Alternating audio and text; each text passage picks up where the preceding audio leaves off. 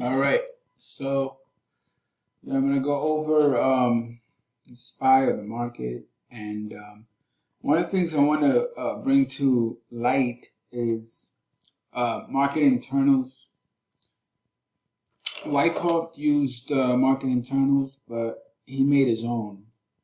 So his view on market internals at the time when he did it, he basically used two things.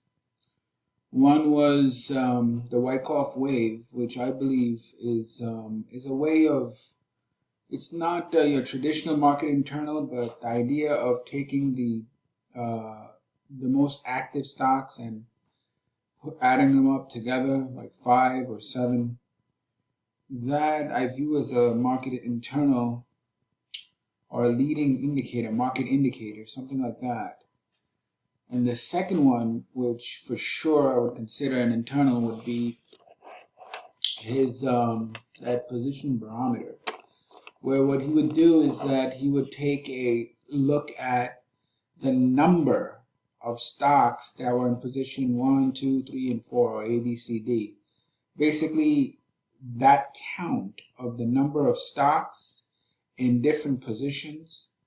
The first position was bullish and long move. The second position was bullish and a short move, and then third is long, bearish and a big move, and fourth is position that is bearish and a small move, something like that. And big moves and small moves depended on whether they were above or below a certain threshold of about 15%. So that, because it's a count, it's a statistic, and that is a market internal. So that he used. So nowadays, that you don't really use that. What we have available to us are tick, advanced decline, number of stocks above 50-day average, number of stocks below. And you also have a number of other market internals. There's a bunch of them. Vol spread, trend, and others as well. So the idea is that it's just a statistic over the market, because if you have an index that represents 500 stocks, you can categorize those 500 stocks using something that would say whether the majority of them are bullish or bearish. If you have over 2,000 stocks, like in the composite or the NYSE, you can do something similar, right? So that, I think, has tremendous value. And from what I've seen and my tests, I have no doubt about it that really is, let's say, like this, the key to the market, but it will give you a very clear indication about market going up or down. And I'll give you an example here. All right, let's just take a look at the SPY. So SPY on March 13 to March 17, you can see March 13 to March 17. March 13 to March 17. I had no idea that this is where the market will reverse, and in fact, it didn't confirm. But if you take a look at the SPY, it doesn't show you much. It doesn't show you much. But if you take a look at market breadth and market internal, that wave had 2,138 stocks going up on the composite, and 1,916 stocks going up. I mean, that's the biggest up wave, the biggest move up in 22 waves and 21 waves. Clearly, that is buying strength. But it wasn't directly visible in the SPY until, I'd say, about 322. So that's, you see it in terms as early as the 17th.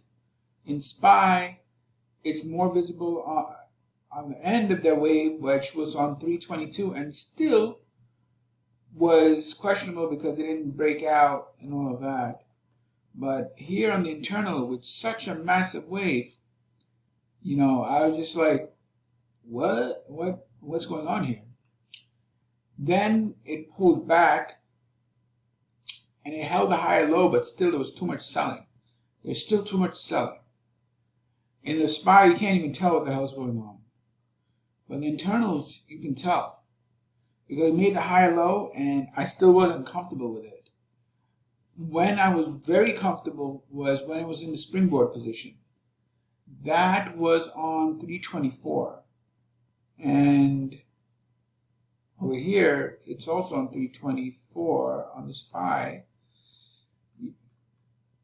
Alright, now on the SPY, it's not that clear. But here on the internals, this was the smallest down wave in the last 5 waves, and on the NASDAQ, it's the smallest down wave on the entire chart. And that put the market in a springboard position.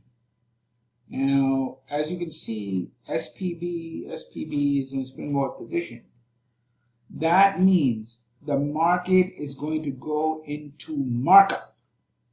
Again, the market is going to go into markup. That springboard just means that the market is going to go into markup. And if a bearish springboard, it means it's going to go into markdown. So, but this is so important. I don't even know what to say. It's so damn important. All right. So that right there is just. I mean, here's the thing. If you're trying to make the big bucks, you need to know where the springboards are. All right. And this approach works on daily. Alright, those internals work on daily. On intraday, you have to use tick. Alright, if you use tick also, it's not that easy. It's unclear because intraday is just a lot of noise. But on the daily time frame, the internals work with, really a lot of precision. The move down was caught, the move up, the prior move up. This is awesome. So, for swing trading, I can't figure out of a better indicator than what has been developed here to identify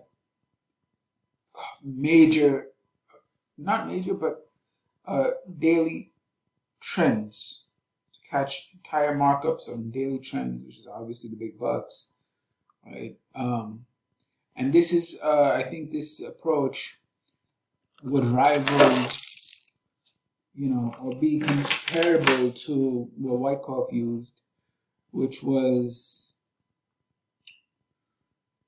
he used that position barometer, which was based off of the stocks in his position sheet and seeing if they're position A, B, C, or D, and how do, what does it mean, position A, B, C, or D? Or whatever, 1, 2, 3, and 4. It would mean that they're on the springboard. In position A to go up, right? And position A and B, or 1 and 2, and then 3 and 4 would also mean that they're on the springboard. Here, similarly, I identified how to see those positions on the springboard, but I'm not counting stocks that are in that. I'm just, I don't know how to explain this. It's automatically done, like it's done. I'm not doing it manually, and I'm also not doing it with the other thing. This doesn't tell you if it's 15% or more. Wyckoff would take a lot of extra work and see the bases and all that and how big they're going to go. I'll just take a look at the SPY and the base. Just take a look at the PNF and be able to detect it. So that's what I'm trying to do, because Wyckoff wants to see the springboards on position A, B, C, D. I just want to see the springboard on the general market and be comfortable with that, and then just use the point figure. But the overall point here is use the damn internals to figure out whether the market is in a springboard position, and this can be done. And It's not rocket science. All right. I mean, you can see right here the mechanically buying. I mean, take a look at the selling. The selling over here, it gave it to you right off the top on the SPY. Right there, SPY. Look at that. Right there. It's on the springboard. Boom, goes down. Then what happens? Goes buying. And what happens? On the springboard, boom, goes up. So this can definitely be done. Now, obviously, they won't all work, but the idea of the springboard is what I want to highlight, and the idea of market internals is what I want to highlight, because that's what Bitcoin is really about. It's about being able to catch a markup and markdown. I mean, if you want to sum it up, the whole idea of turning point, this and that, is all about one thing: they're catching markup and markdown and trends. All right. Anyway, so that's what I wanted to point out. Definitely would want to bring this into a light a little bit more. I don't think the internals are talked about enough. And for sure, nobody's going to take a look at like 20 or 100 stocks and then do like position A, B, C, D. If they were going to do that, they would be doing that now. But using the more modern day internals is a substitute, and an excellent substitute, to be able to do that. And that's about it. So, all right, everybody, have a good night. Bye.